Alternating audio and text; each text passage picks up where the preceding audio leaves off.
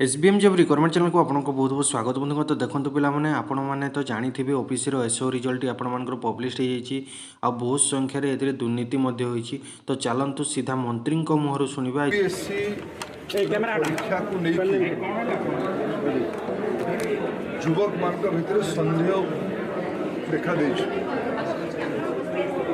Section officer assistant executive engineer JE dental examination देथिबा परीक्षा dental doctor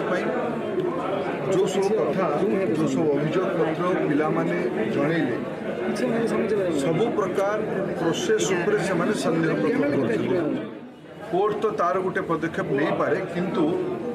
सरकार निजर पारदर्शिता पाई ये पिला मानकर प्रश्नर उत्तर देवार आवश्यकता अछि। जो जो मूल मौलिक प्रश्न से उठे कट ऑफ डेट परीक्षार क्वेश्चन पेपर